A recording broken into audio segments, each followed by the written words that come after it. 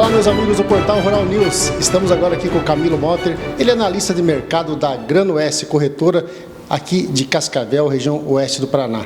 O Camilo está aqui com o relatório mensal de oferta e demanda da USDA. Camilo, foi divulgado hoje esse relatório. O que a gente pode apontar de novidades que você analisa? Bom, havia uma grande expectativa para este relatório. Aliás, como todos os anos, o relatório de maio traz as primeiras projeções para a próxima temporada. Então, nesse relatório de maio, tivemos as primeiras projeções para a temporada 2023-2024.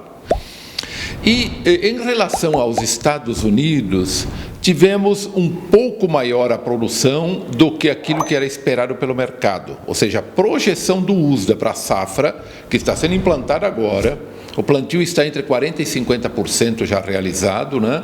O mercado esperava 122 milhões, e o governo diz que vamos produzir quase 123 milhões, ou seja, um número ligeiramente acima do que o mercado esperava. Para os estoques, talvez tenha um impacto maior, que o mercado esperava em torno de 7 milhões e meio de estoques finais, nessa temporada 23-24, e o governo americano veio com 9,1 milhões de toneladas de estoque final. Esse foi um impacto maior. Agora, se a gente olhar a questão global, aí tem números bem mais fortes para serem digeridos pelo mercado pela frente. A produção brasileira saltaria para 163 milhões de toneladas na próxima temporada, 23-24, com estoques finais do mundo em 122 milhões de toneladas, ou seja, mais de 20 milhões acima do que temos hoje de estoques finais no mundo. Estoques finais são ao redor de 100 milhões hoje, iria para 122 milhões ao final da próxima temporada. Bom, o que isso significa? Significa preço sob pressão. Óbvio que isto aqui, este quadro, representa uma projeção em termos de produção daquilo que vai acontecer, né? O consumo global também não se altera muito. Ele sai de um patamar, por exemplo, de próximo de 365 milhões para 380 e alguma coisa. Então, o estoque final, ele ainda fica muito mais robusto. Por quê? Porque temos uma produção mundial, aí pensando em termos globais, bem maior do que aquilo que vamos ter em termos de consumo. Resultado, sobram mais estoques, né? E se a gente olhar na tela de Chicago, a gente já percebe que os meses futuros estão bem mais pressionados do que os meses próximos, os meses presentes, né? Nós temos daqui para novembro uma diferença entre 1,5 e 2 dólares por bushel. Uma diferença muito grande que está acontecendo lá em Chicago. Por quê? Porque o mercado prevê, olhando para frente, sempre projeta com o clima dentro da normalidade, né? Por isso que está se prevendo produção bem maior, imaginando o clima dentro da normalidade. Nos últimos 3 anos, nós tivemos a perda entre 40 e 50 milhões de toneladas, né? Principalmente na América do Sul, a Argentina quebrando forte 2 anos seguidos, o Brasil teve um ano de perda muito forte o ano passado, né? Estados Unidos também andou perdendo um pouco em alguns dos anos anteriores, então tivemos uma perda bastante significativa nos últimos 3 anos. E agora, olhando para frente, o mercado projeta médias históricas. E essa média histórica indica que a produção vai ser bastante significativa pela frente. Podemos dizer, então, Camilo, que o mercado está se recompondo após esse problema de abastecimento agora, e esses preços agora praticados vão ser a média que vai se manter, ou seja, o mercado está se alinhando? Exatamente, o que a gente está vendo é isto. A perspectiva de aumento da oferta global. O Brasil já está entregando para o mercado uma safra, que hoje, inclusive, foi reavaliada pelo USDA de 154 para 155 milhões, a safra que estamos acabando de colher, mal acabamos de colher, né? A Argentina teve uma quebra muito significativa. A Argentina perdeu cerca de 50% nesta temporada. Mas o Brasil recompôs isso e agora há uma previsão de produção cheia nos Estados Unidos. E, do outro lado, a demanda muito comedida.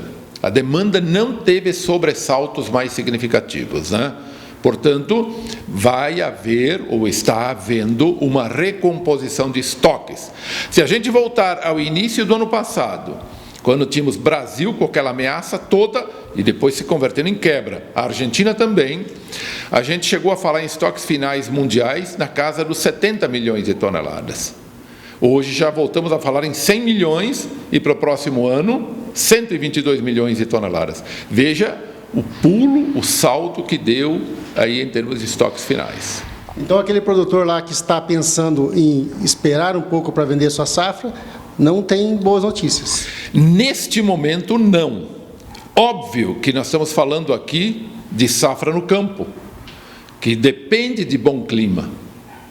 A produção a gente sempre divide em 3 grandes campos. O primeiro desses campos é a área semeada. A área semeada não teve tanto estímulo nos Estados Unidos, mas eles estão plantando uma das safras muito próxima das maiores que já tiveram em termos de área. No Brasil, nós viemos crescendo ano a ano em termos de área. Então, não se questiona muito o estímulo para o produtor plantar. Ponto número 1, portanto, área, ainda são áreas crescentes, né? Em termos globais.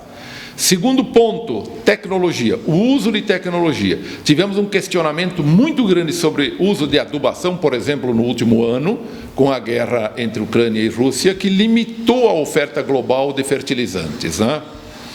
Mas, de maneira geral, tudo isso já foi superado. Então, temos uma nova recomposição sobre a questão dos insumos.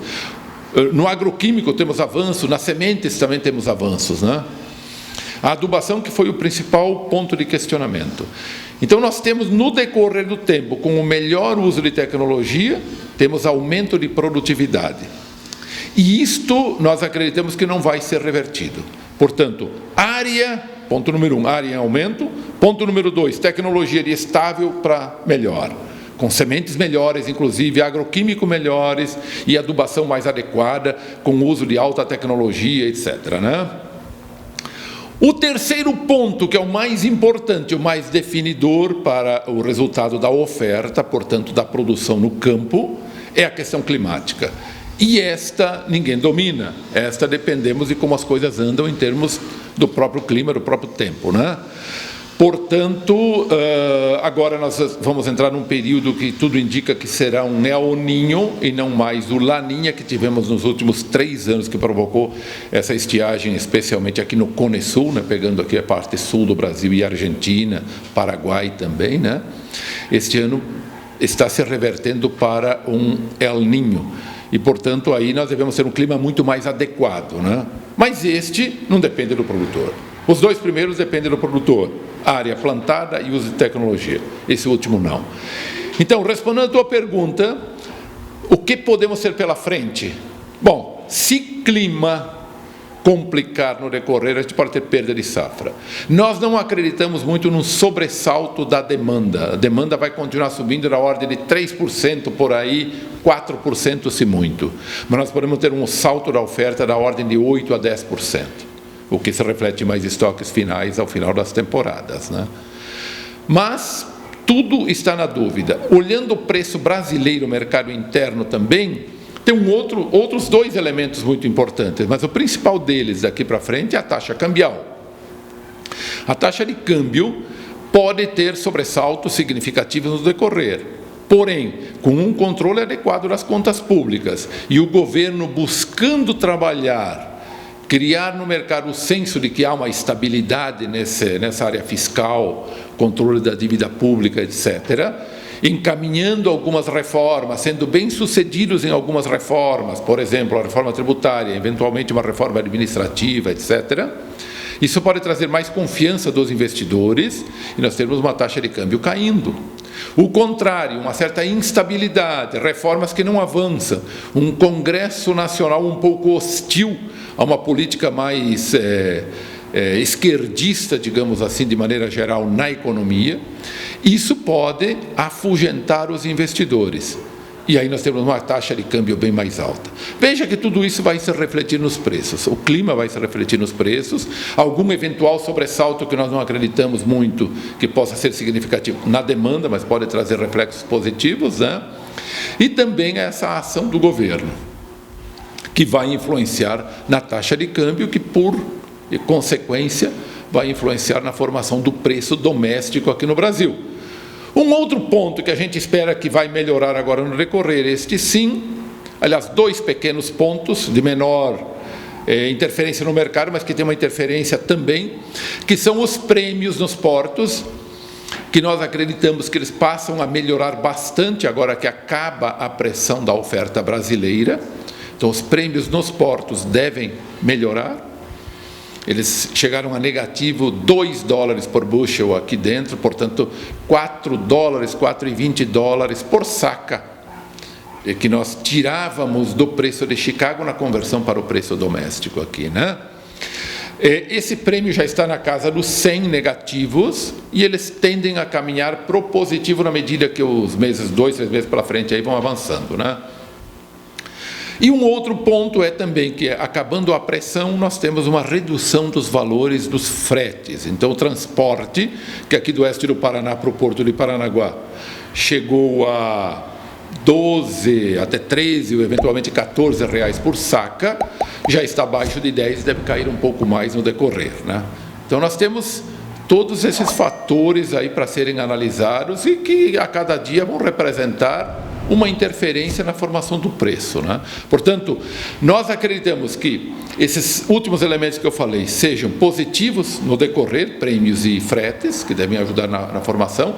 Câmbio ainda é uma dúvida muito grande, que vamos depender de como vai andar o governo, e clima, que aí os próprios institutos de meteorologia têm dificuldade de prever muito longe, né, para frente. Então, esses são os grandes elementos aí que vão definir o preço pela frente.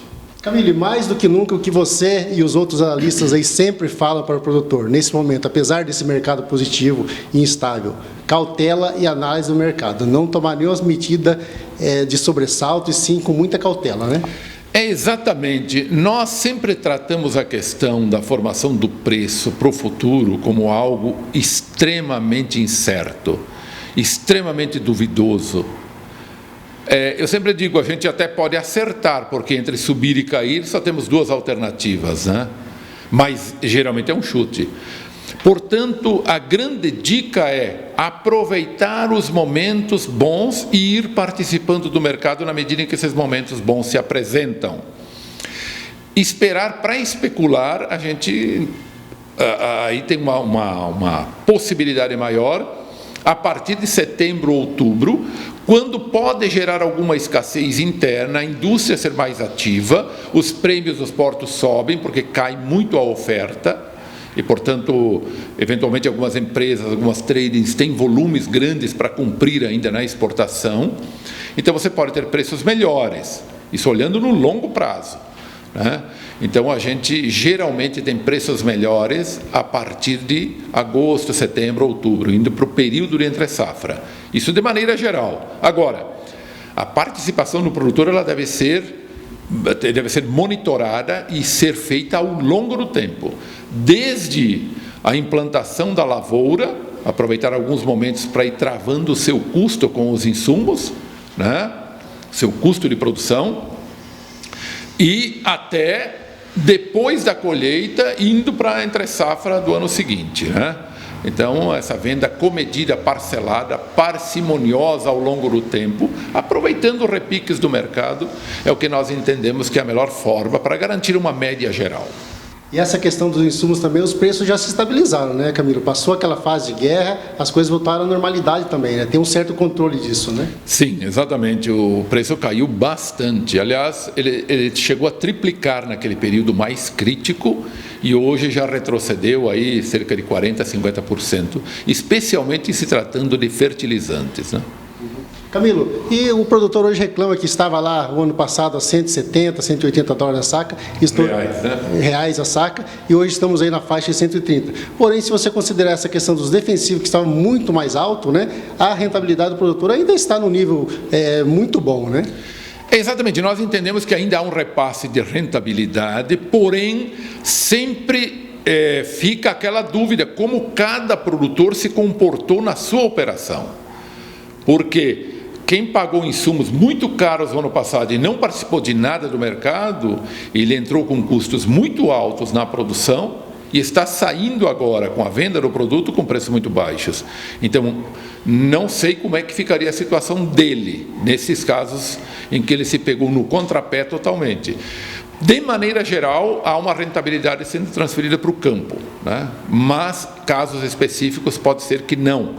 Também tem muitos produtores que venderam a sua produção aproveitando o preço de 170, 180 para esta safra, porque venderam de forma antecipada, imaginando que o mercado poderia cair, imaginando que nós tivemos um momento de muita alta dos preços no ano passado, por exemplo, e eles aproveitaram para participar de forma antecipada, até de uma forma mais agressiva. Eu diria que isso são casos muito específicos. Se olharmos na média geral do Brasil, as vendas antecipadas ficaram em cerca de 60% a 70% abaixo do que em anos anteriores. Ela foi muito reduzida, né? Aí havia razões para isso. O produtor, numa expectativa, vendo que os preços estavam caindo ao longo do ano passado, ele esperava uma retomada dos preços, esse é um ponto. O segundo, como houve problema climático na safra anterior, ele não quis se comprometer de forma muito agressiva com lotes para a próxima estação. Então, há vários elementos aí que justificam essa atitude do produtor. Agora, de maneira geral, quem participou, ele saiu muito bem, apesar dos custos altos, né? Mais do que nunca, o produtor rural tem que ser um profissional na sua propriedade, saber levar todos esses custos, colocar sempre na ponta do lápis, né, Camilo? Exatamente. E tendo custos em mãos, ir observando o mercado para participar de forma antecipada, já a partir de maio, junho, julho, né? Observando pontos do mercado que ele vê interessante. Especialmente julho e agosto, a gente pode ter ralis significativos no mercado por causa do chamado weather market nos Estados Unidos, o mercado climático, porque as lavouras de milho e soja vão estar no momento mais crítico da sua formação, né? Que é exatamente o período de floração, formação de vagens e enchimento de grãos. Esse período tem que ter um clima mais adequado para que o resultado, em termos de produtividade, seja o mais adequado possível, né? Então, nós podemos ter ralis climáticos numa eventual adversidade climática nesse período, né? Bem, Camilo, agradecemos a sua participação aqui no Portal Rural News e ficamos também à disposição sua aí, o pessoal da CranoOeste, que precisar levar informação para o produtor rural, nós estamos à disposição. Legal, meu caro Jair, estamos sempre juntos, né? E até a próxima. Um abraço a todos. Muito bem, conversei aqui com o Camilo Motter, analista de mercado aqui da CranoOeste de Cascavel, direto para o Portal Rural News.